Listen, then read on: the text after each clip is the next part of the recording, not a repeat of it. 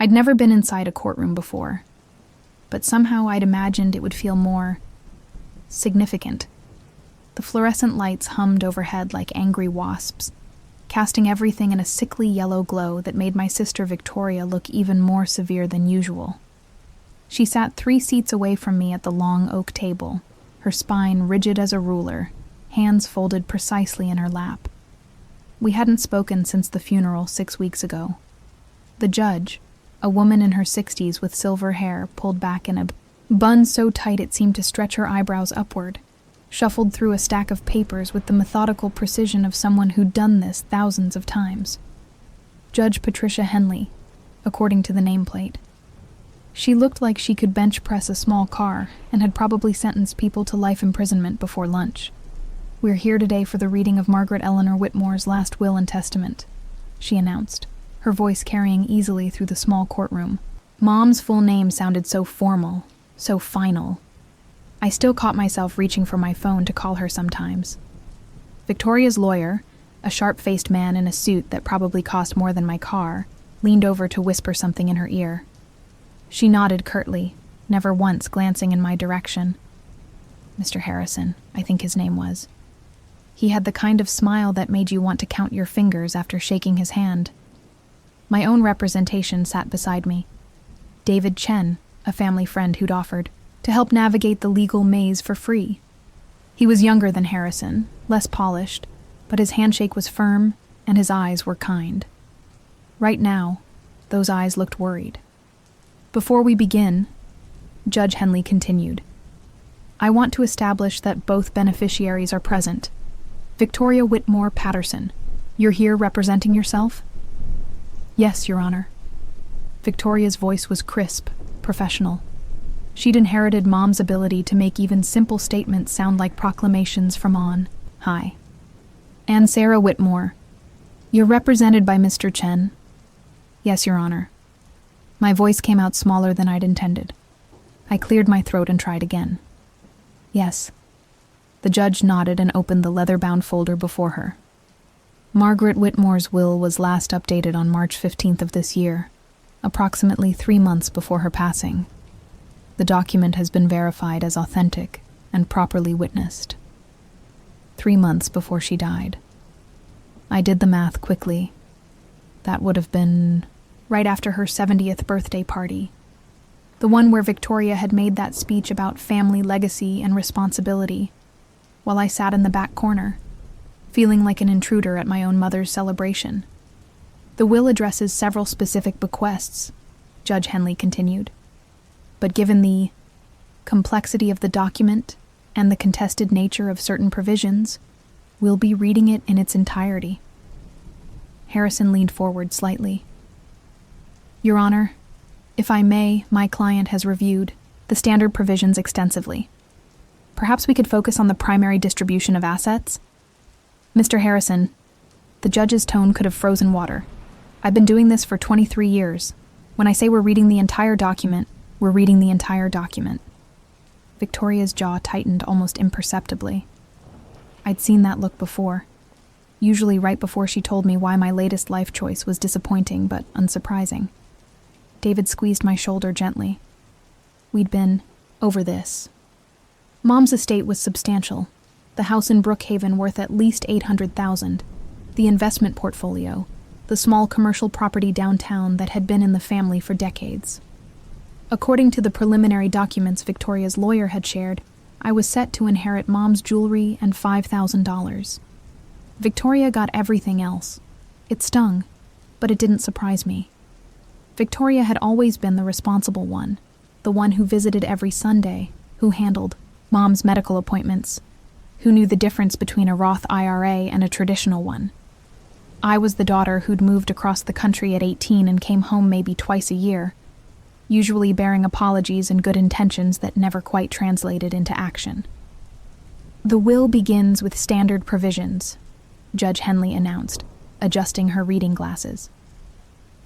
"To my daughter Victoria, I leave my gratitude for her devotion and care during my final years. She has been my steady companion and trusted advisor." Victoria's expression didn't change, but I saw her shoulders relax slightly. To my daughter Sarah, I leave my hope that she will finally understand the choices I made and the reasons behind them. My stomach dropped. Even from the grave, Mom was setting expectations I couldn't meet. The judge continued reading through the technical language, executor provisions, tax implications, the proper disposal of personal effects.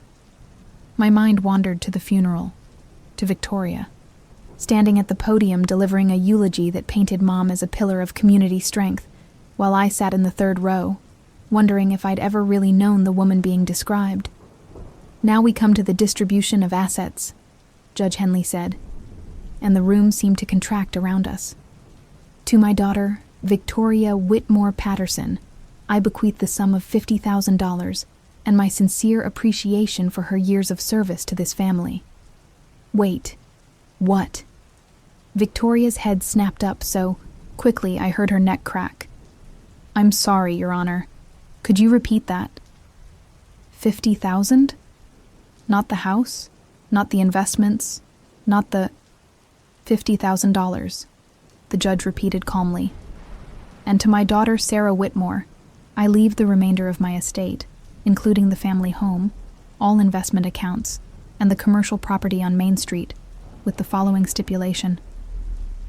The room started spinning. Victoria's face had gone completely white, then red, then an alarming shade of purple. Harrison was frantically flipping through his copy of the will, his composure finally cracking. This is impossible, Victoria said, her voice rising. There's been a mistake. I was the one who... I took care of everything. I sacrificed my own life to... Ms. Patterson. Judge Henley's voice cut through Victoria's outburst like a blade. You'll have your opportunity to speak. But Victoria was standing now, pointing at me with a shaking finger. She deserves nothing. Nothing. She abandoned our mother, left me to handle everything alone, and now you're telling me that she gets... Ms. Patterson, sit down. David's hand found my arm. I was shaking, staring at Victoria's face as it contorted with fury and disbelief. This couldn't be right. Mom wouldn't have... She couldn't have... She deserves nothing, Victoria repeated, her voice dropping to a whisper that somehow carried more venom than her shouting. Nothing. Judge Henley waited until Victoria had collapsed back into her chair, then continued as if nothing had happened. As I was saying, Sarah Whitmore inherits the remainder of the estate, with the following stipulation: that she spend 1 full year living in the family home and managing the commercial property, during which time she will receive monthly allowances but cannot sell or transfer any assets. At the end of this year, if she chooses to remain in Millbrook permanently, the inheritance becomes hers without restriction. If she chooses to leave, the entire estate will be donated to the Millbrook Community Foundation. I couldn't breathe. A year? Living in Mom's house? Managing a property I knew nothing about? However, the judge continued, and something in her tone made my blood freeze. There is an additional provision that I don't believe either party has seen. Harrison and David both looked up sharply. What do you mean? Harrison demanded.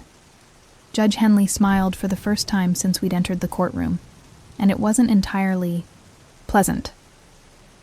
I mean, Mr. Harrison, that your client appears to have received an incomplete copy of the will. The final pages, containing what Mrs. Whitmore termed the most important part, were sealed, and to be read only in the presence of both daughters. She reached into the folder and withdrew a manila envelope sealed with red wax. The seal bore the impression of Mom's old signet ring, the one she'd worn on her pinky finger for as long as I could remember. This, she said, holding up the envelope, changes everything. Victoria's face had gone completely ashen. I don't understand. My mother and I went over every detail of her will. She would have told me if there were additional provisions. Would she? Judge Henley asked, and her tone suggested she already knew the answer. My sister opened her mouth, then closed it. For the first time in my life, I watched Victoria Whitmore Patterson, the woman who had an opinion about everything and the vocabulary to defend it, rendered, completely speechless. The judge broke the wax seal with deliberate care, unfolded the additional pages, and began to read. To my daughters Victoria and Sarah, if you are hearing this, it means you have both survived my passing and are sitting together in the same room for the first time in years. Sarah, I imagine you're confused and overwhelmed. Victoria, I imagine you're furious. Good. You're both exactly where I need you to be. I could hear Victoria's breathing becoming shallow and rapid beside me. What you're about to learn will change how you see me, how you see each other, and how you understand the story of our family. I have spent 35 years keeping a secret that has shaped every decision I've made, every sacrifice I've demanded, and every choice that has driven you apart. The judge paused, looking up at us over her reading glasses. Are you both prepared to continue? Neither of us answered. Neither of us moved. She continued reading. The secret is this. Sarah, you are not my biological daughter. The words hit me like a physical blow. I actually gasped, a sound so sharp it echoed off the courtroom walls. But Victoria, the judge continued, neither are you. The silence that followed was so complete I could hear the clock on the wall ticking, could hear the hum of the air conditioning, could hear my own heartbeat thundering in my ears. I stared at the judge, certain I'd misheard her, certain that the words she'd just spoken were impossible. Victoria broke first. That's not possible. I have baby pictures. I have birth certificates.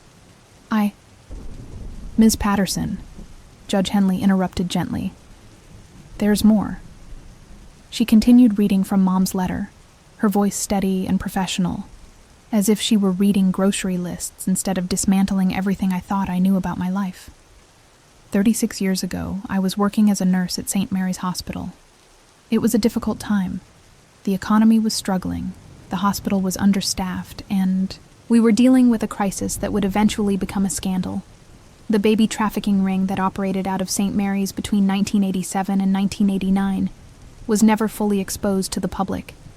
The families involved, the officials who covered it up, the staff who participated. We all agreed it was better to let sleeping dogs lie. Victoria's lawyer was scribbling notes frantically, but his pen had stopped moving. David's hand tightened on my shoulder. I was not supposed to be working the night shift on October 15th, 1987. But Janet Kowalski called in sick, and I needed the overtime. That was the night Victoria was brought in, not as a patient, but as part of the ring. She was 6 months old, healthy, and her paperwork claimed she'd been abandoned. I knew better. I'd seen too many abandonments that year. Too many babies who arrived with expensive clothes and new car seats. Too many adoption fees that were paid in cash. I looked at Victoria. Her face was completely bloodless now. Her hands, gripping the edge of the table so tightly her knuckles had gone white. I should have reported it. I should have called the authorities. Should have demanded investigations. Instead, I fell in love with a beautiful baby girl who smiled at me when I held her during my breaks. When the adoption coordinator asked if I knew anyone who might be interested in a private adoption, I heard myself saying yes before I fully realized what I was doing. The judge paused to take a sip of water. I forged documents. I created false medical records. I used my position at the hospital to make it appear that Victoria had been born to me and my late husband, Robert. It was easier then. Computer systems were primitive. Records were largely paper-based, and a nurse with 30 years of experience and a spotless reputation could make almost anything look legitimate. "This is insane," Victoria whispered. "Mom would never. She was the most honest person I knew. She returned extra change to cashiers. She never even drove over the speed limit." But even as she said it, I could see doubt creeping into her eyes. We were both remembering things now.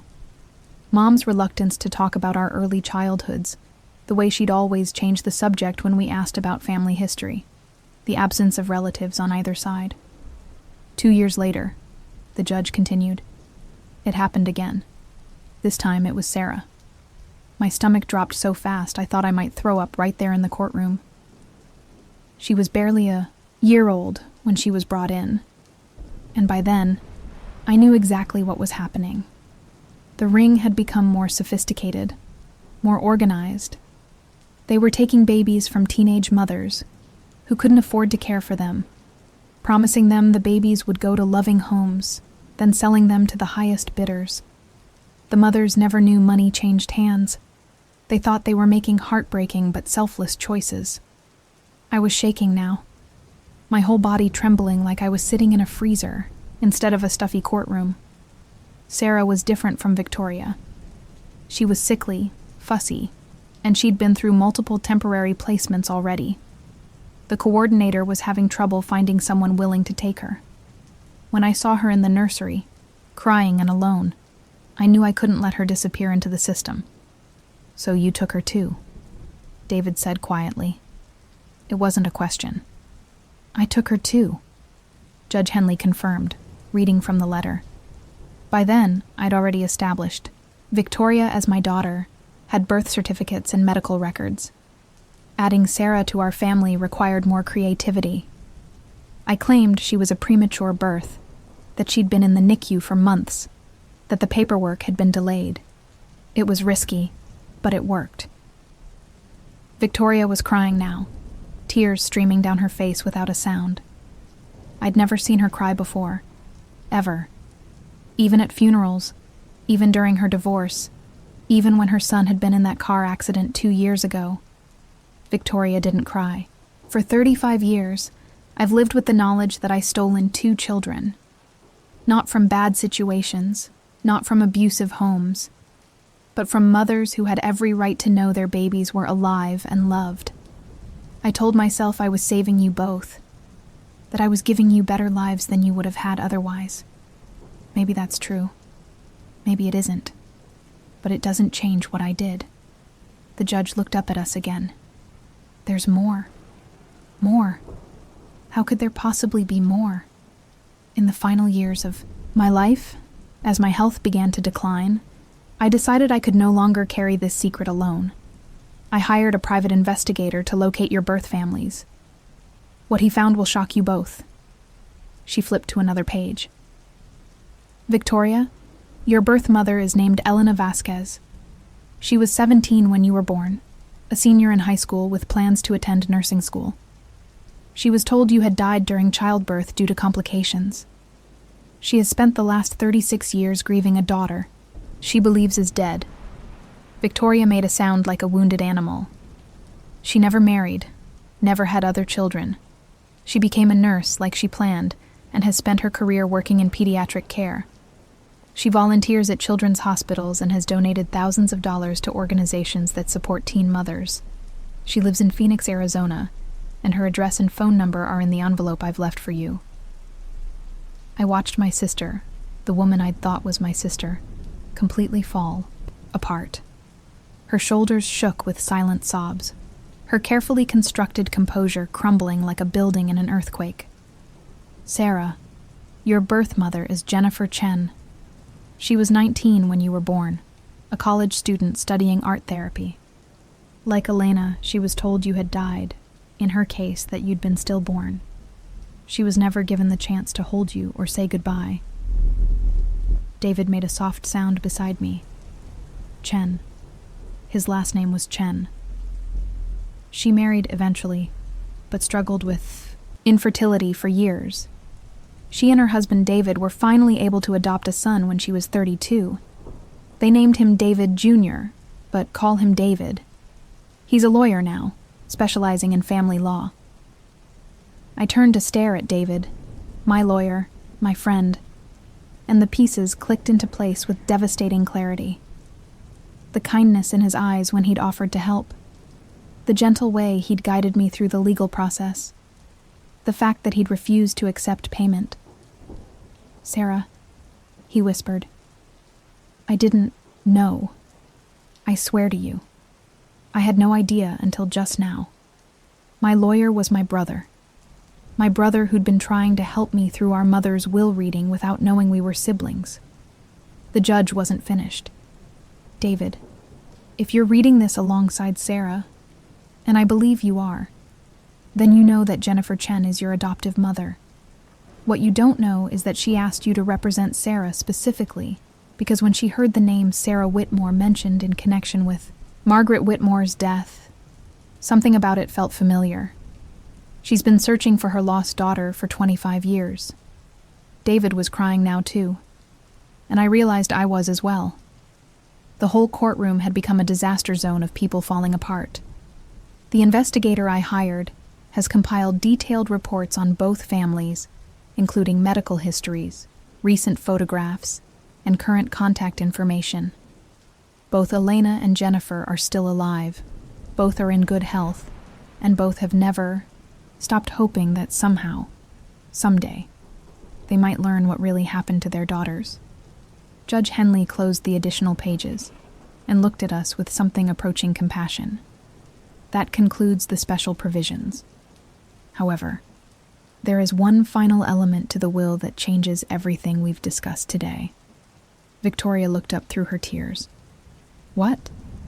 The inheritance conditions I read earlier. The year-long requirement for Sarah to live in the family home.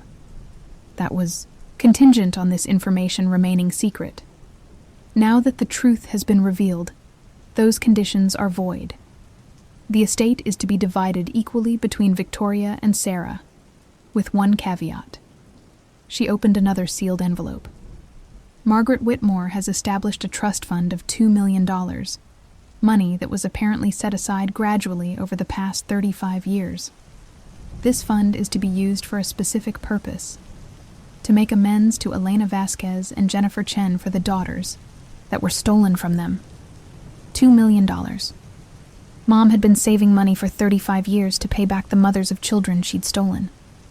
The trust is to be administered jointly by Victoria and Sarah. They must agree on how to approach Elena and Jennifer, how much to offer them, and how to facilitate contact if the birth mothers are interested. If Victoria and Sarah cannot reach an agreement within 6 months, the entire trust will be donated to organizations that reunite families, separated by illegal adoptions. Victoria and I stared at each other across the table. 35 years of sisterhood built on a lie. 35 years of rivalry and resentment and complicated love, all based on the assumption that we were competing for the same mother's affection. Now we were partners in the most complicated inheritance either of us could have imagined. There is one more thing, Judge Henley said, her voice gentler now. Margaret Whitmore wanted me to tell you both that everything she did, every lie, every forged document, every year of secrecy, she did because she loved you. She didn't steal you from your mothers because she wanted children. She already had 2 miscarriages and had made her peace with remaining childless. She took you because she couldn't bear to see you disappear into a system that would have failed you both. She closed the will folder with a definitive thud. Court is adjourned. You have a lot to discuss. 3 hours later, Victoria and I sat across from each other in a small coffee shop 2 blocks from the courthouse, neither of us speaking. She'd ordered a black coffee that had gone cold 20 minutes ago. I'd gotten a latte that I'd barely touched. David had gone home to call his mother, our mother, to try to figure out how to approach the most impossible conversation of his life. Victoria's face was puffy from crying, her usually perfect makeup smeared. She looked younger somehow, more vulnerable than I'd ever seen her. The severe business suit that had made her look so intimidating in the courtroom now seemed like armor that wasn't quite fitting right. I keep thinking this is some kind of elaborate prank, she said finally, her voice hoarse. Like Mom's going to walk through that door and tell us she made the whole thing up to teach us some lesson about family. I wrapped my hands around my coffee mug, needing the warmth. What kind of lesson would that be? I don't know. That blood doesn't make family? That secrets destroy relationships? That we should have been closer? She laughed, but it was a bitter sound. Maybe that we're both screwed up enough to deserve each other. We fell silent again. The coffee shop was nearly empty, just us, the barista who kept glancing over with obvious curiosity, and an elderly man in the corner reading a newspaper. The afternoon sun slanted through the windows, highlighting the dust motes floating between us. Elena Vasquez, Victoria said suddenly. Phoenix, Arizona. My birth mother. The words sounded strange in her mouth, like she was speaking a foreign language. Jennifer Chen, I replied. David's mother. I couldn't finish the sentence. Do you remember anything? Victoria asked. From before? Any flashes, any dreams, anything that might have been real memories? I thought about it. Sometimes I dream about a woman with dark hair singing Spanish lullabies. But I always assumed it was something I'd seen in a movie or heard on the radio. Victoria's eyes widened. Spanish lullabies? Yeah, why? Elena Vasquez. That's a Hispanic name. We stared at each other as the implications sank in. My dreams might not have been dreams at all. What about you? I asked. Victoria was quiet for a long moment, her fingers tracing patterns on the table. I used to have this recurring dream about being in a car with someone. Not Mom, someone else. A younger woman who smelled like vanilla and kept saying, "It's okay, baby girl. It's okay." But the woman was always crying. Jennifer Chen, I whispered. Your birth mother was crying when she gave you up. Victoria nodded slowly. And she smelled like vanilla. I always wondered why that detail stuck with me. The barista approached our table hesitantly. Excuse me. I don't mean to intrude, but I couldn't help overhearing. Are you two the daughters of Margaret Whitmore? Victoria and I exchanged glances. Yes, Victoria said carefully. I'm sorry for your loss. Mrs. Whitmore used to come in here every Tuesday for the past few years. Always ordered the same thing. Medium coffee, black, and a blueberry muffin. She was a lovely woman. Every Tuesday? I asked. Mom had never mentioned a regular coffee routine. Oh yes, very punctual. Always brought a manila folder with her. Always sat at that table by the window. The barista pointed to a small table in the far corner. She'd spread out papers and write in a notebook for about an hour, then pack everything up and leave.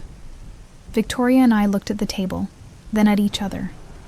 Do you know what she was working on? Victoria asked. The barista shrugged. Not really, but I got the impression it was important. She was very focused, very serious about it. Sometimes she'd make phone calls, but she always stepped outside for those. After the barista left, Victoria and I moved to Mom's table by the window. It felt strange, sitting where she'd sat, looking out at the same view she'd looked at every Tuesday, for years.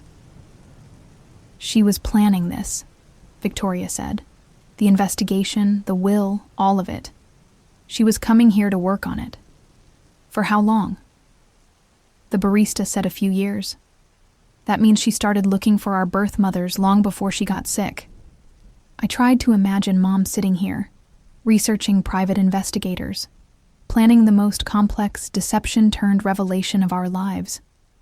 It didn't fit with the woman I thought I knew, the one who baked cookies for church fundraisers and never missed an episode of Jeopardy. There's something else, Victoria said, pulling out her phone. I've been thinking about this since we left the courthouse. The timing of everything. What do you mean? Mom's last will was updated in March, right? 3 months before she died. But the judge said she'd been working with the private investigator for years. Why wait until the last minute to put it all in the will? I hadn't thought about that. Maybe she was hoping she'd have more time, that she could tell us herself? Or maybe, Victoria said, her voice dropping. She was waiting for something specific, some piece of information that didn't come through until March. She was scrolling through her phone, typing something into the search bar. What are you looking for? Elena Vasquez, Phoenix, Arizona. She paused, looking up at me. Are you sure you want to know? I wasn't sure. Part of me wanted to run from this coffee shop, drive back to my apartment in Seattle, and pretend this day had never happened. But the other part, the part that had been feeling like a puzzle piece that didn't quite fit for most of my life, needed to know. "Show me." Victoria turned the phone so we could both see the screen. She'd found a LinkedIn profile for Elena Vasquez, RN, at Phoenix Children's Hospital. The photo showed a woman in her early 50s with graying dark hair and kind eyes that looked remarkably familiar. "Oh my God," Victoria whispered. "I have her nose." She did. The same straight nose, the same slightly pointed chin, even the same way of holding her head slightly tilted when she was concentrating. "Look at her bio," I said. Victoria clicked on the full profile. Elena Vasquez had been a pediatric nurse for 30 years, specializing in neonatal care. She'd received multiple awards for her work with at-risk newborns and had published articles about improving hospital protocols for teen mothers. "She became a nurse," Victoria said. "Just like Mom was. Just like she'd planned to be before I was born." Victoria's voice was barely audible. We sat in silence, studying the photo of the woman who might be Victoria's biological mother, a woman who'd spent her entire career caring for other people's babies after being told her own had died. "Now look up Jennifer Chen," Victoria said, handing me the phone.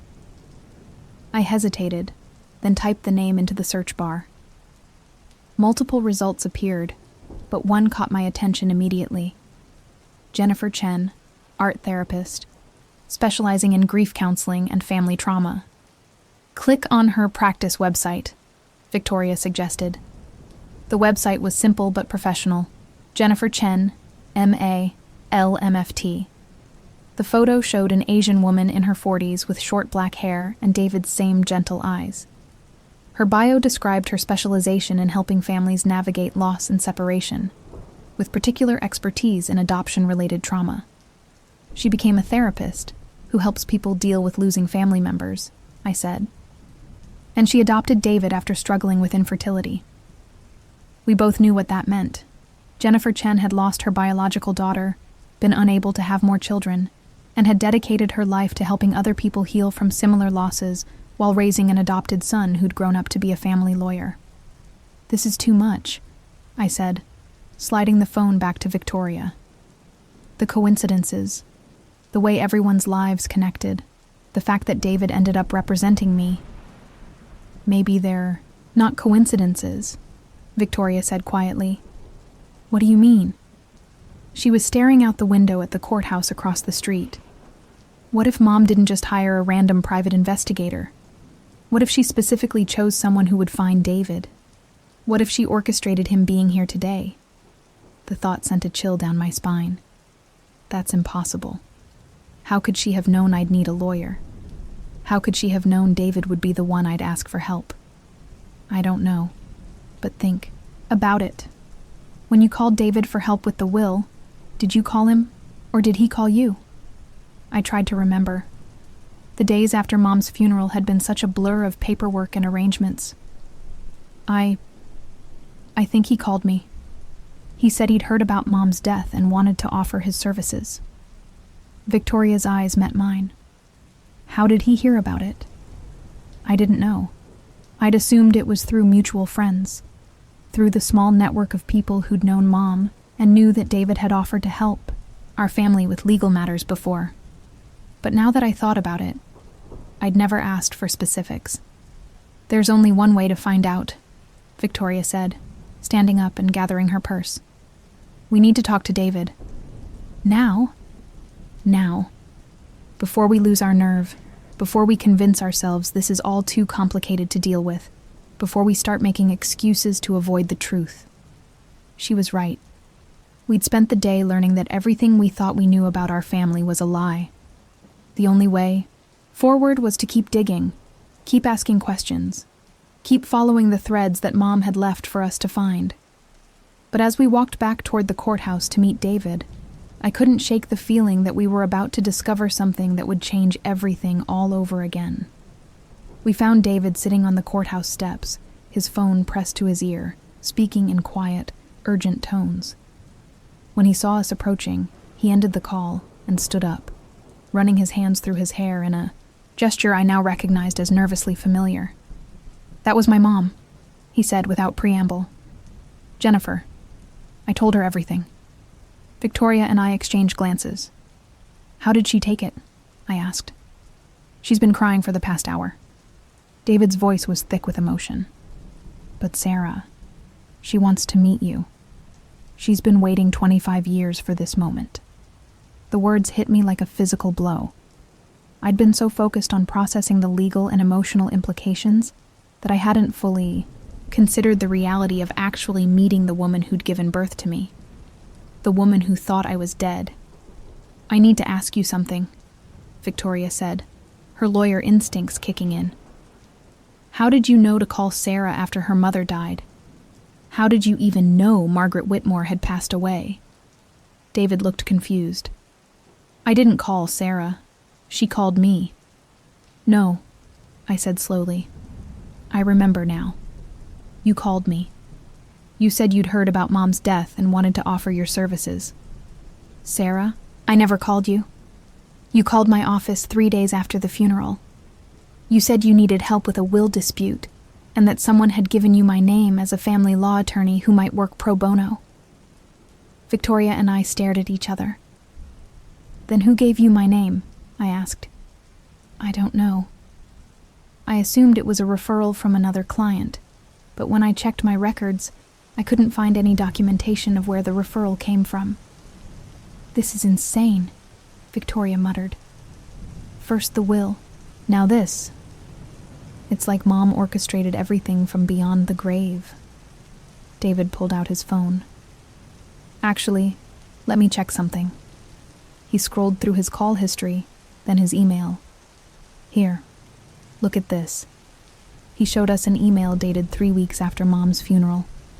The sender was listed as anonymous, but the subject line read, "Sarah Whitmore needs family law help." The email was brief. "Sarah Whitmore of Millbrook will be calling you about a will dispute. Her case is more complex than it appears. She's a good person who deserves better representation than she can afford. Please consider helping her pro bono. You won't regret it." "Someone sent you my information anonymously," I said, staring at the email. "And convinced me to take your case for free," David added. Victoria was quiet for a moment, thinking. "When did your mom start looking for her lost daughter?" she asked David. "She's been searching on and off for years, but she got serious about it recently. Maybe 6 months ago? She hired a private investigator." 6 months ago," Victoria repeated. "That's right around when Mom would have been getting the results from her own private investigator." The pieces were starting to form a picture that was both beautiful and terrifying. You think Mom found Jennifer Chen through her investigation, and Jennifer found me through hers, and somehow they coordinated, David finished. They worked together to make sure we'd all be in that courtroom today. "But why?" Victoria asked. "Why the elaborate deception? Why not just arrange for us to meet our birth families directly?" David was quiet for a long moment, staring at the courthouse behind us. "Because my mom, Jennifer, she spent 25 years blaming herself for giving you up. She's convinced that if she'd been stronger, braver, more financially stable, she could have kept you. The guilt has defined her entire adult life." He turned to look at me directly. "She needed to know that you'd had a good life, that you'd been loved, that the choice she made, even though it wasn't really her choice, had led to something positive. Meeting you as part of a family inheritance, seeing that you had a sister who cared enough to fight for you in court, seeing that you had people in your life trying to help you." He paused. "It would prove to her that she didn't fail you." "And Elena?" Victoria asked quietly. "I don't know as much about her situation, but I'm guessing it's similar. These women have carried guilt and grief for 36 years. They needed to see that their daughters had become strong, capable adults before they could forgive themselves for losing them." I sank down onto the courthouse steps, feeling overwhelmed. So Mom's final gift wasn't just revealing the truth. It was engineering a situation where our birth mothers could see that we turned out okay. More than okay, David said, sitting beside me. Victoria, you're a successful businesswoman with a family. Sarah, you're an independent artist who's built a life on her own terms. You both survived and thrived despite the trauma of being separated from your birth families. Victoria remained standing, pacing slightly. There's still something that doesn't make sense. The timing. Mom died in June, but her investigation had been going on for years. Why wait until now to reveal everything? David checked his phone again. Actually, I think I know. My mom mentioned something when we were talking.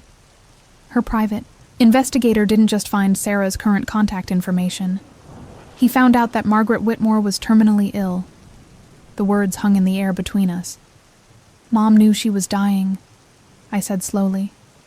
She knew she didn't have much time left to make this right, Victoria added. And she knew that if she died without revealing the truth, you two would probably never speak to each other again after the will reading, David concluded. The original will.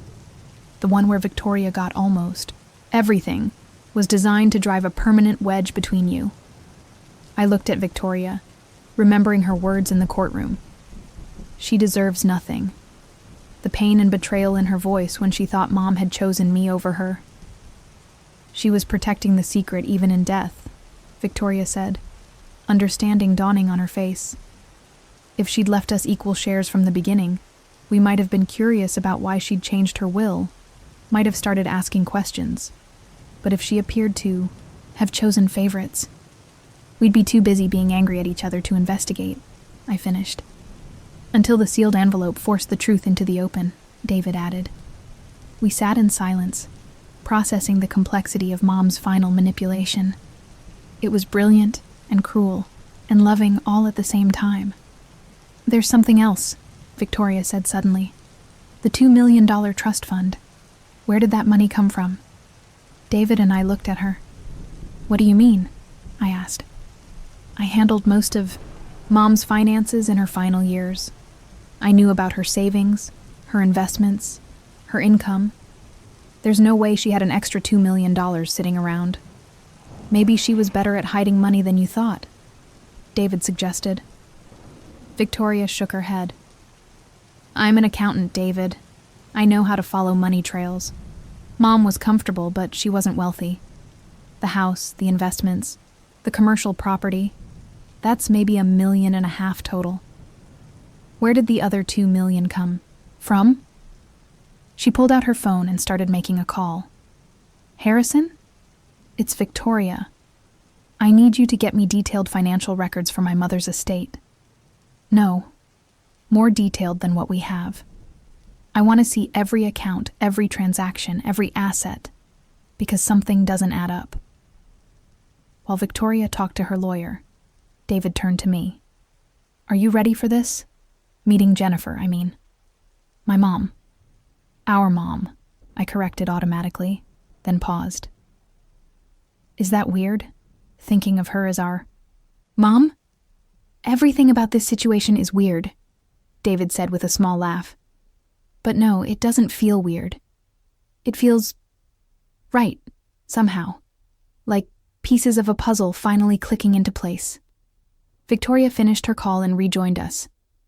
Harrison's going to dig into the financial records tonight. He'll have answers by tomorrow morning.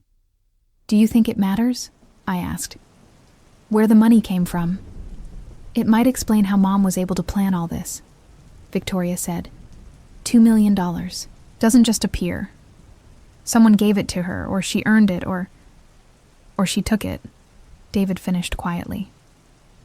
The implication hung between us. If Mom had stolen 2 babies, what else might she have stolen? There's only one way to find out, Victoria said, standing up and brushing off her skirt. We need to talk to the private investigator Mom hired. He might have answers we don't. Do we have his contact information? I asked. Victoria smiled grimly. I'm an accountant, Sarah. If Mom paid someone regularly for years, there's a paper trail, and I'm going to find it. As we prepared to leave the courthouse steps, David's phone rang. He looked at the caller ID and his face went pale. "It's Jennifer," he said. Our mom." Victoria and I watched as he answered the call, stepping a few feet away for privacy. We could hear his side of the conversation, the yeses and nos, the long pauses where he was obviously listening to something important. When he hung up, he was smiling and crying at the same time. "She wants to meet you," he said to me. "Tonight, if you're ready. She's driving here from Seattle." "She's coming here? To Millbrook?" "She's been packed and ready to drive here for 6 months," David said. "Ever since her investigator told her he'd found you. She's been waiting for the right moment, and apparently, today is it." I felt panic rising in my chest. I don't know if I'm ready. What do I say to her? How do I explain 35 years of living with the wrong family? "You don't have to explain anything," Victoria said, surprising me with the gentleness in her voice. "You were a baby. None of this was your choice." "What about Elena?" I asked. "Are you going to call her?" Victoria was quiet for a moment. "I think I need to process this more first. But Sarah, you should meet Jennifer. You should hear her story." David's phone buzzed with a text message. "She'll be here in 3 hours. She wants to meet at the coffee shop where we were earlier. She says, it seems like neutral ground." 3 hours. In 3 hours, I would meet the woman who'd given birth to me, who'd believed I was dead for 25 years, who'd spent her entire adult life helping other people heal from the kind of loss she thought she'd experienced. "Will you both be there?" I asked Victoria and David.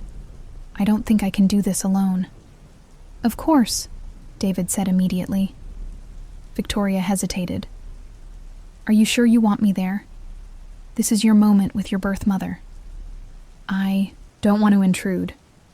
"You're my sister," I said, and was surprised by how naturally the words came out.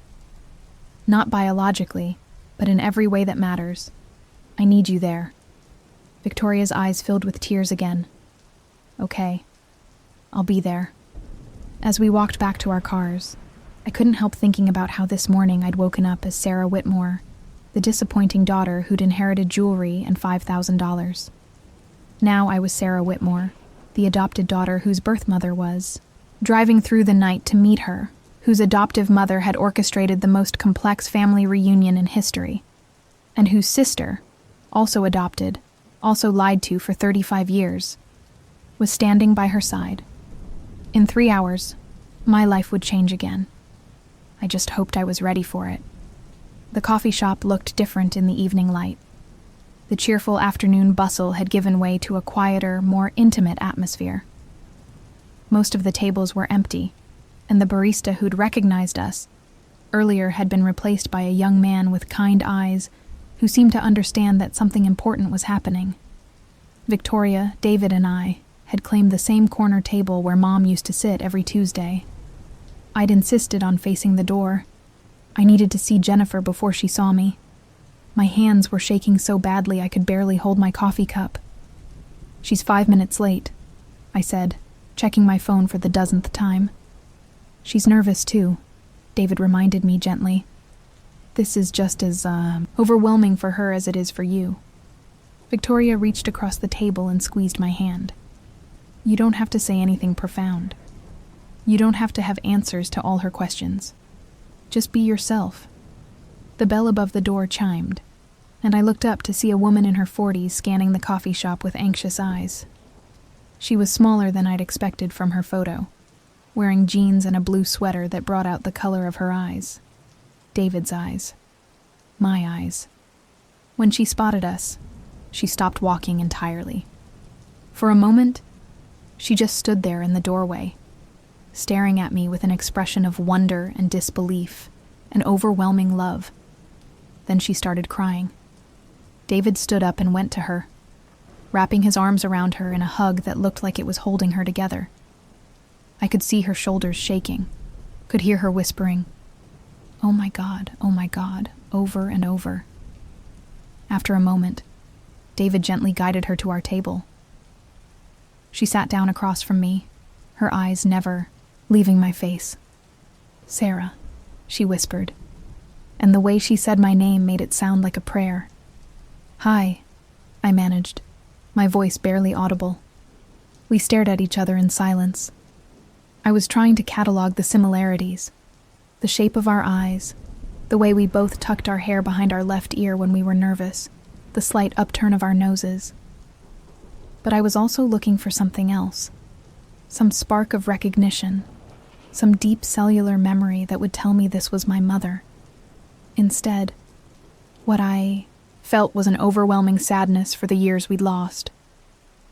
"You're beautiful," Jennifer said, tears streaming down her face. "You're so beautiful, and you're alive, and you're here." "I'm sorry," I blurted out. "I'm sorry you thought I was dead.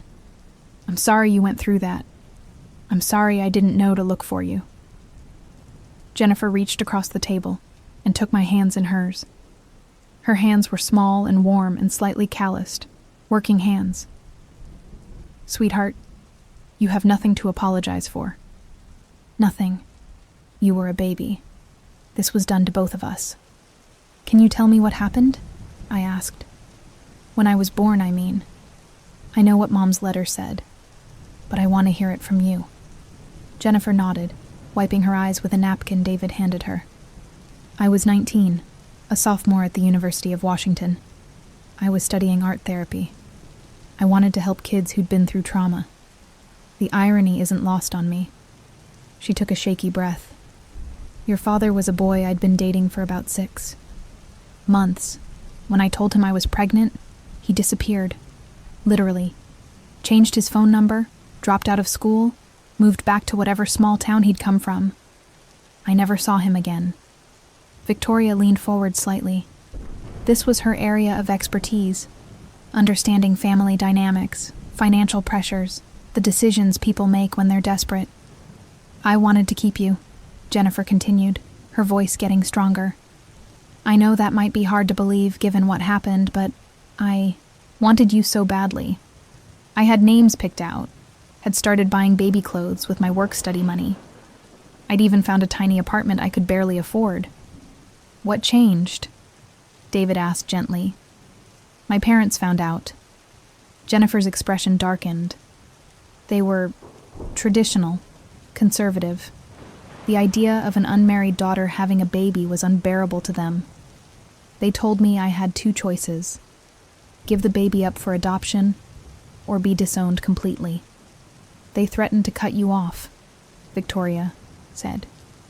It wasn't a question. Financially, emotionally, every way that mattered. I was 19, Sarah. I had no money, no support system, no way to finish school and raise a baby at the same time.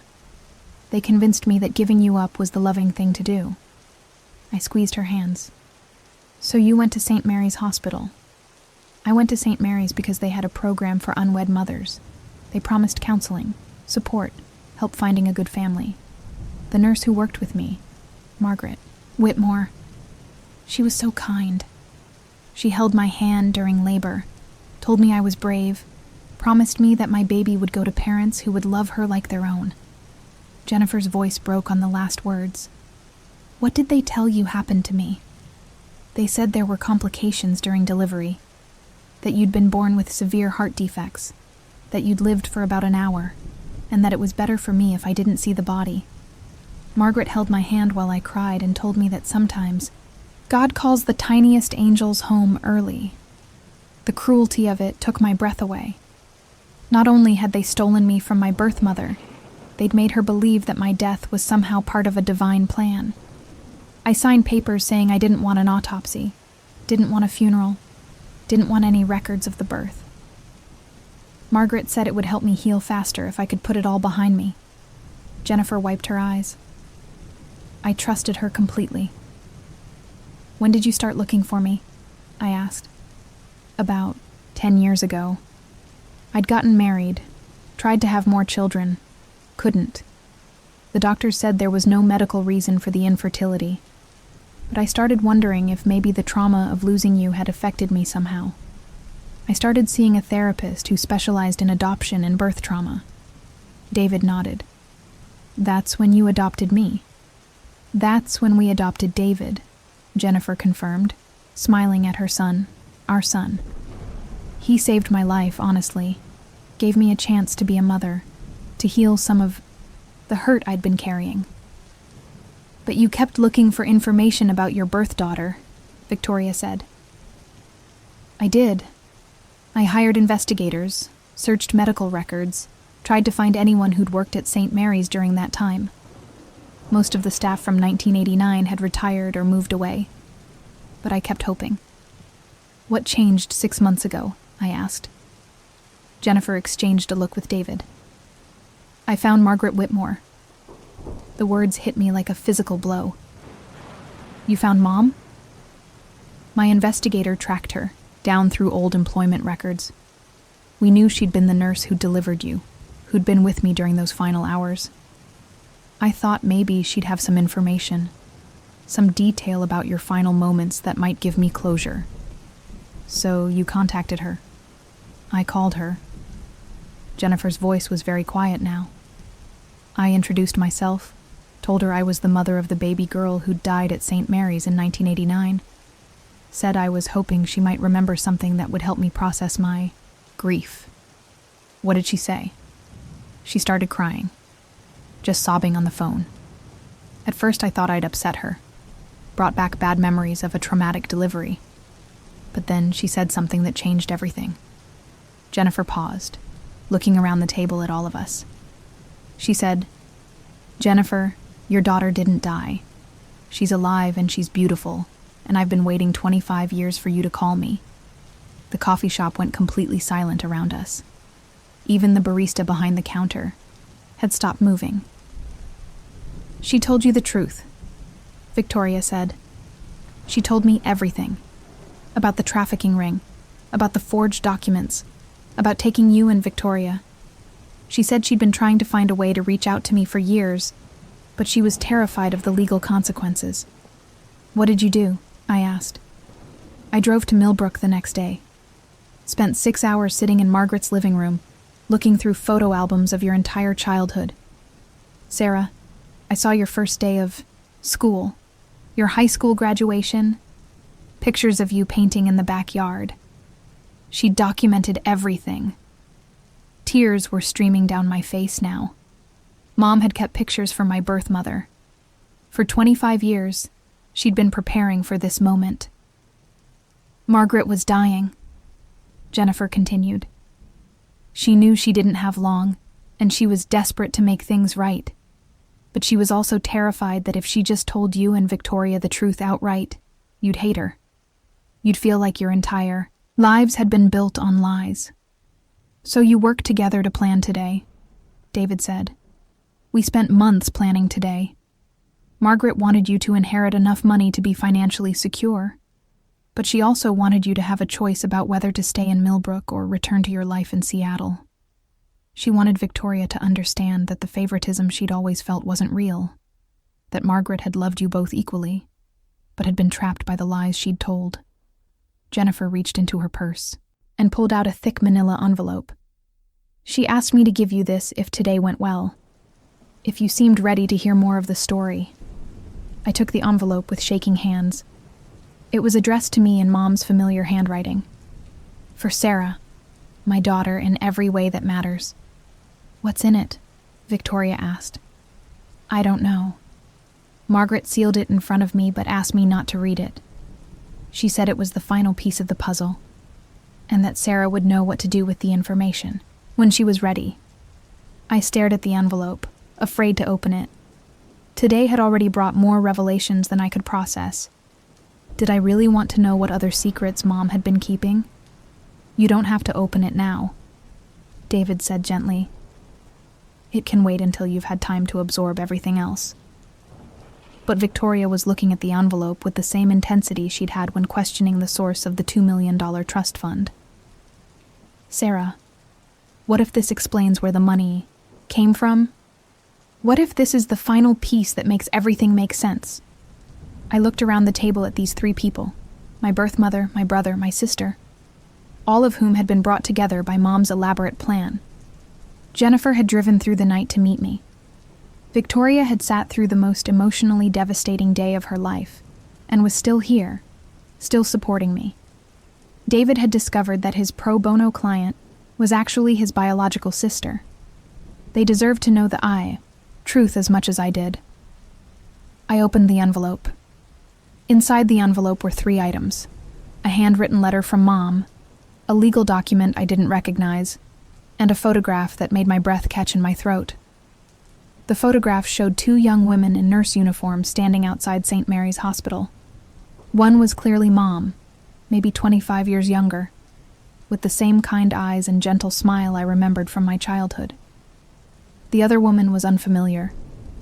Asian, about the same age, with a name, tag that read Susan Chen. Susan Chen, I whispered, showing the photo to Jennifer and David. David stared at the image. That's my grandmother, my adoptive grandmother, Jennifer's mother-in-law. Jennifer took the photo with trembling hands.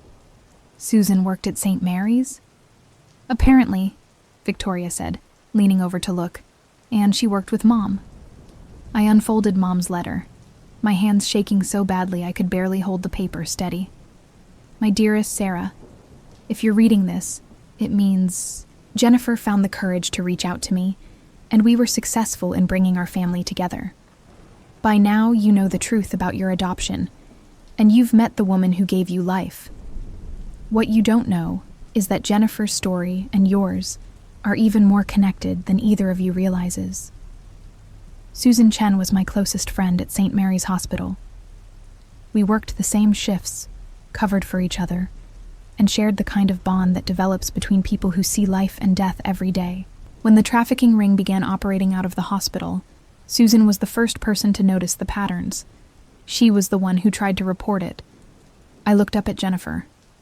Your mother-in-law tried to stop the trafficking? Jennifer was crying again, but she nodded for me to continue reading. Susan documented everything: names, dates, payments, which staff members were involved. She compiled evidence for months, building a case that would have exposed the entire operation. But when she tried to take her evidence to the authorities, she discovered that the ring had connections in the police department, in social services, even in the district attorney's office. They threatened her family. Specifically, they threatened her son, Jennifer's future husband, who was serving overseas in the military at the time. They made it clear that if Susan continued her investigation, her son would suffer an accident during his deployment. Oh my God, David whispered. They threatened to kill my father. Susan stopped her investigation, but she didn't destroy her evidence. She gave it to me for safekeeping, along with detailed records of every baby who'd been trafficked through St. Mary's. She made me promise that if anything ever happened to her, I would find a way to make things right. Susan died in a car accident 3 years later. The police ruled it an accident, but both she and I believed it was retaliation for what she'd tried to expose. Her evidence became my responsibility. Victoria was reading over my shoulder now. Mom kept evidence of the trafficking ring for 30 years? I continued reading. For 30 years, I've carried Susan's evidence and the guilt of my own participation in the ring. I told myself I was different from the others because I kept you and Victoria instead of selling you to the highest bidders.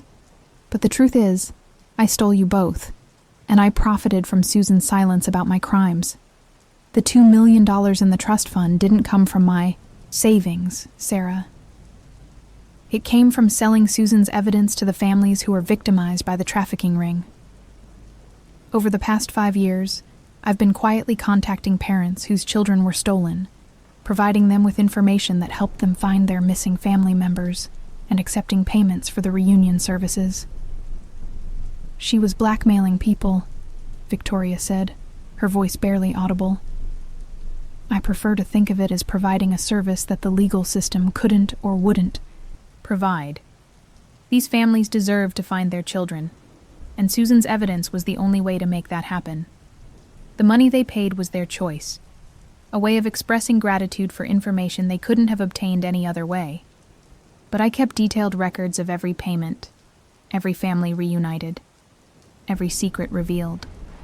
The legal document in this envelope is a full confession of my involvement in the trafficking ring, along with a complete accounting of how I used Susan's evidence and the money I collected. I pulled out the legal document, 20 pages of typed confession, signed and notarized. It was a complete admission of guilt, naming names, providing dates, detailing every crime Mom had committed over the past 35 years. Sarah, I'm giving you this confession because you and Victoria need to decide what to do with it. The statute of limitations has run out on most of my crimes, but there are still people who could be held accountable for what happened at St. Mary's. There are still families who don't know their children are alive. The $2 million in the trust fund represents payments from 17 different families whose children I helped them find. If you and Victoria choose to return this money to those families, I've included their contact information. If you choose to keep it and use it to make amends to Elena and Jennifer, that's your decision. If you choose to turn this confession over to the authorities and let them decide how to handle it, I'll understand.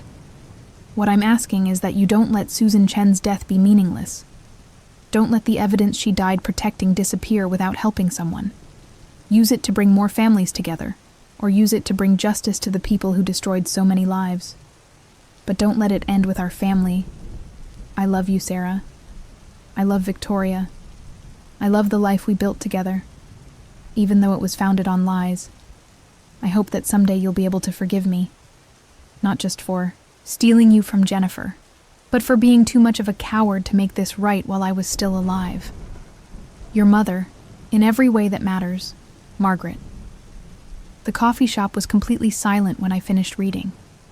Jennifer was staring at the photograph of her mother-in-law, tears streaming down her face. David was reading the confession over Victoria's shoulder, his expression growing more horrified with each page. My grandmother died trying to save trafficked babies, David said finally, and Mom spent 30 years using her evidence to reunite families, Victoria added. While profiting from it, I said, feeling sick to my stomach. Jennifer looked up from the photograph. How many families did she help? I flipped through the confession until I found the list. 17 families. 17 children returned to their birth parents over the past 5 years. That's 17 families who got to experience what we're experiencing right now, Jennifer said quietly. Victoria was doing math in her head. $2 million divided by 17 families. That's an average of about $120,000 per family. That's not blackmail, David said suddenly. That's expensive private investigation work. Do you know what it costs to hire investigators, lawyers, DNA testing, legal documentation to prove family connections? Margaret probably barely broke even on most of these cases. I stared at him. You think she was running a legitimate business? I think she was running an expensive, guilt-driven crusade to fix what she'd broken, David replied. And I think Susan Chen would be proud of what Margaret did with her evidence. Jennifer was still studying the photograph. Sarah, David, I need to tell you something about your grandmother, about Susan. We waited. She never got over the guilt of stopping her investigation.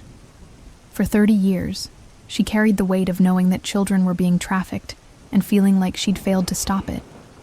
She died believing she'd been a coward. Jennifer's voice broke.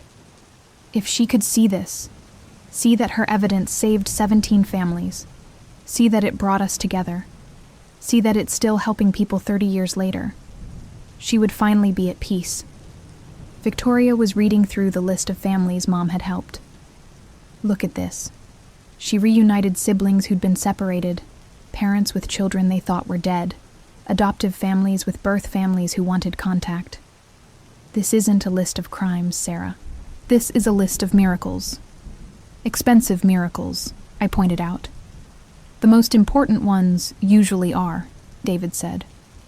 I looked around the table at my family, biological and chosen, related by blood and by circumstance, brought together by lies that had somehow created a deeper truth. We have a choice to make. I said finally. Several choices, Victoria corrected. What to do with the confession, what to do with the money, what to do with the evidence, and what to do with each other. Jennifer reached across the table and took both my hands and David's hands in hers.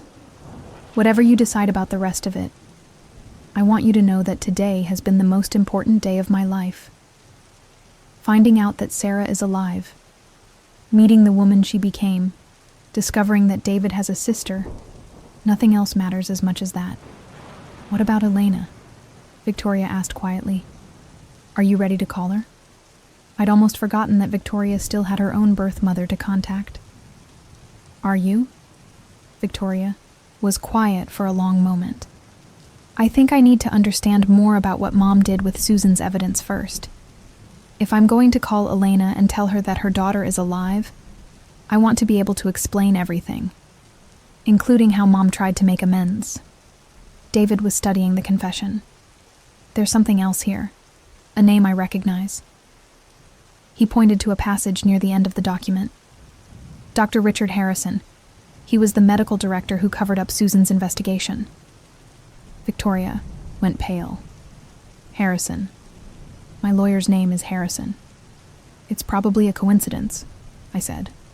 But even as I said it, I didn't believe it. David was already pulling out his phone, typing rapidly. After a moment, he looked up with a grim expression.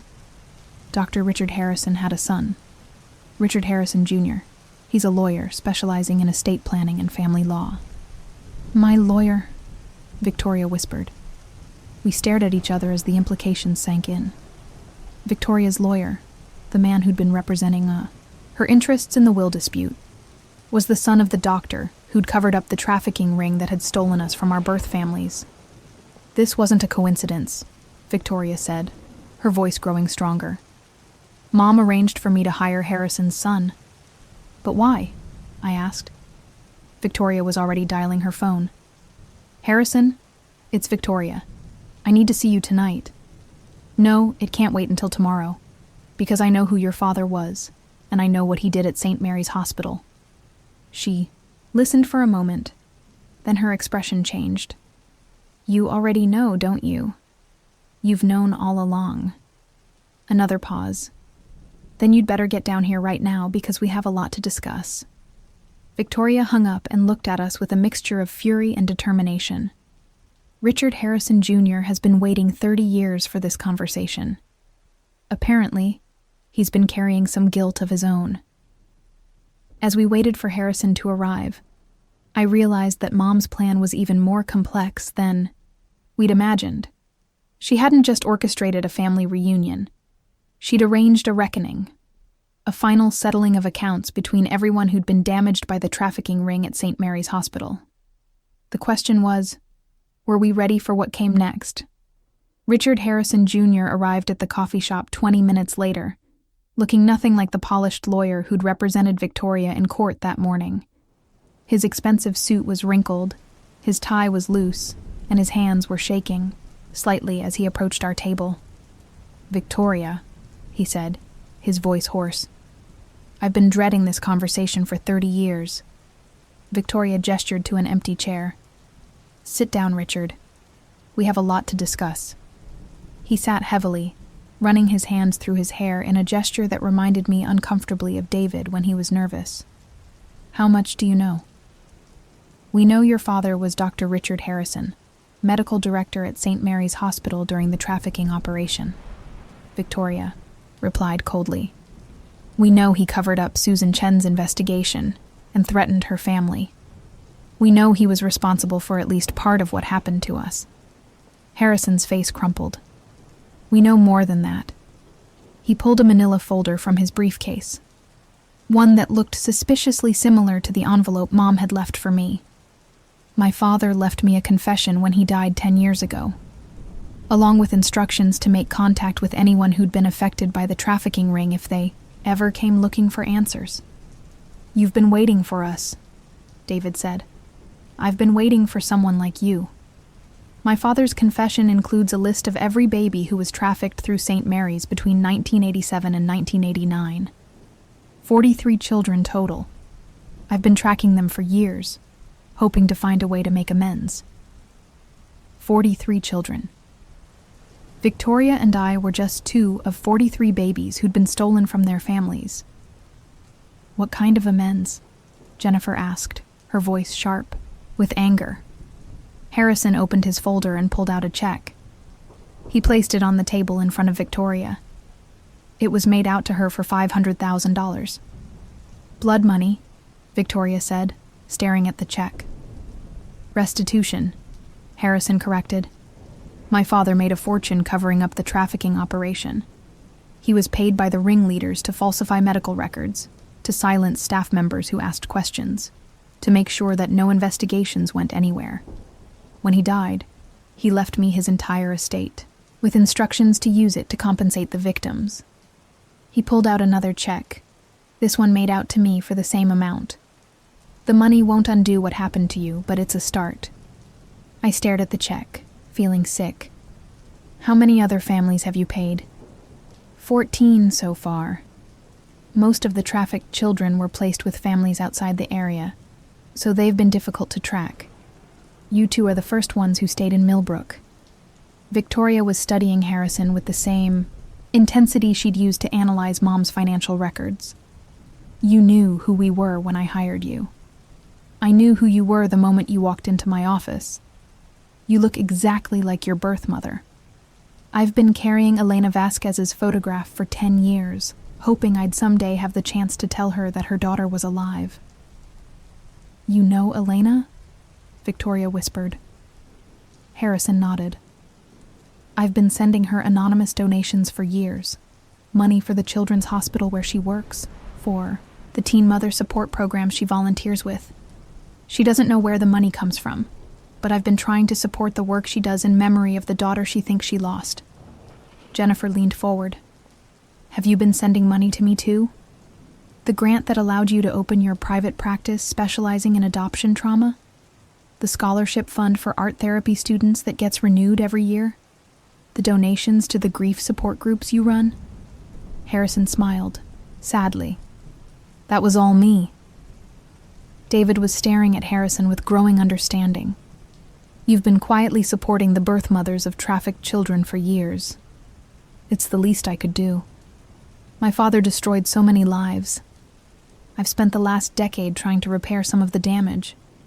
Victoria picked up the check made out to her, then tore it in half. I don't want your money, Richard. Harrison looked shocked. Victoria, please. This money rightfully belongs to you. It's compensation. For what?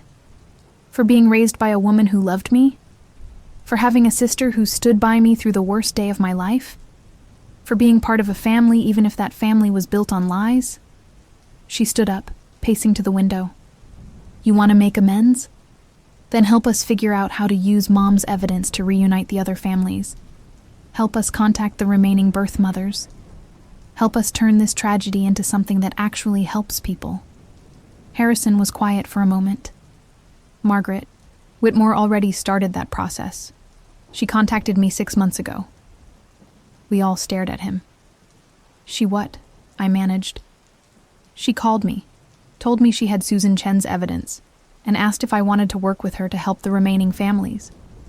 Harrison's words hung in the air like smoke. She called me. Victoria sank back into her seat, stunned. Mom called you? She knew who you were? She knew everything. Harrison confirmed quietly. About my father, about me. She'd been tracking everyone, involved in the St. Mary's cover-up for years. When she found out who I was, she decided to call me directly. She said she didn't want her daughters discovering the truth alone. I stared at him. She trusted you? After what your father did. She didn't trust me at first, he admitted. But I showed her the confession my father left. I told her about the work I'd been doing. We met several times over the course of 3 months. She gave me a partial list from Susan Chen's files and asked if I'd be willing to help her track the rest. Victoria leaned forward. And? Did you? Yes. We've already located 9 more families. All of them are waiting for confirmation through DNA testing. We've begun the outreach process." David was silent for a long moment. Then he said, "So she was already reuniting the remaining children before she died?" "She was trying," Harrison said. "But she was running out of time. She asked me to take over when she couldn't continue." I opened the legal document Mom had left and flipped to the back. There, stapled to the final page, was a handwritten note. "If you're reading this, it means I didn't live long enough to see it through. Richard Harrison Jr. has agreed to help. Trust him." "I can't believe she didn't tell us," I murmured. "She couldn't," Harrison said. "Not until she was sure you were both ready. And even then, she wanted it to happen in a way that gave you control. She didn't want to dump everything on you all at once. But the cancer moved, faster than expected." Jennifer took a sip of water. Her eyes were rimmed red from crying. "So, what now?" Victoria took a breath. "We keep going. We contact those 9 families. We work with Harrison, and we find the remaining children. All of them. And we tell Elena Vasquez the truth," I added. "She deserves to know her daughter is alive." Victoria nodded slowly. "Tomorrow. I'll call her tomorrow." "And the confession?" David asked. "Do we go public with it?" We all looked at each other. Jennifer said, "There are still powerful people who could be implicated. There could be consequences. But there could also be justice," I said. Harrison looked at me. "If you release the confession publicly, I can make sure the right authorities see it. But you'll need to be prepared. It won't be quiet. It won't be easy." Victoria exhaled. "Nothing about this has been easy, but it might be worth it." I looked down at Mom's letter, at Susan Chen's old photo, at the sealed records we still had to explore. My world had been turned upside down, my family rewritten, my sense of self rebuilt on shifting sands. But for the first time in my life, I felt like I had a purpose. "Let's finish what they started," I said.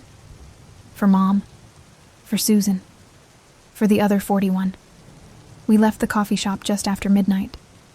The town was quiet, the streets empty, but I could feel the weight of everything we carried echoing with each step. The past had stolen so much, but maybe, just maybe, the future could give some of it back." The next morning, Victoria stood outside a modest apartment building in Phoenix, gripping her phone so tightly her knuckles turned white. She hadn't slept much. None of us had. But this was something she needed to do alone. She dialed the number from the envelope Margaret had left and waited. On the 3rd ring, a voice answered. "Hello? Hi, is this Elena Vasquez?" A pause. "Yes, speaking. Who is this?" Victoria took a deep breath. "My name is Victoria Whitmore. Patterson. I believe you might be my birth mother." There was silence on the line. Then a sharp breath. Then the sound of the phone being dropped. "Ms. Vasquez?" A new voice picked up. A man's voice. "Who is this?" "My name is Victoria. I'm trying to reach Elena Vasquez. I think I might be her daughter." More silence. Then Elena's voice returned, shaking. "What did you say your name was?" "Victoria. Victoria Whitmore. I was born in October 1987. I was adopted under false circumstances. The name, Margaret Whitmore, might mean something to you." Elena started crying. They talked for an hour. Elena didn't have the whole story, but she had enough. She had enough to know that her worst nightmare and deepest hope had collided. She had enough to agree to meet in person. Victoria called me afterward. Her voice was hoarse, but strong. She wants to meet. She wants to know everything. She said she never stopped hoping. "Are you okay?" "No, but I think I will be. Eventually." 3 weeks later, the first reunion took place. A woman named Maria Delgado met her biological daughter, whom she had believed dead for 33 years. The woman's name was Karen now, a marketing director in Chicago. Their hug lasted almost 5 full minutes. David and I watched the video together. Harrison had arranged a private documentary crew to record the reunions, with everyone's permission. We were documenting the story, making sure no one could ever bury it again. Victoria had flown back from Phoenix with Elena. The two were still navigating their new relationship, but every day seemed to bring more understanding, more softness. Elena had even come to dinner at my apartment. She cried when she met Jennifer, and they held each other as if they were somehow mourning the same child. In a way, they were. We hadn't gone public with the confession yet. Harrison was helping us build a case, working with federal authorities. We knew the day would come when our faces would be on the news, when the secrets would spill into public view. But for now, we were focused on the work. 20 families remained. 20 names to track down.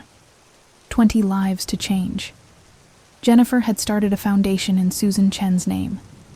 We used the trust fund to establish scholarships for adopted children searching for their biological families, legal assistance for victims of illegal adoptions, and a grant program for investigative journalism focused on exposing hidden systems of abuse. Margaret's legacy had become something none of us expected, not just a story of redemption, but a movement for truth. And for the first time in a long time, I wasn't afraid of the future. I had a brother.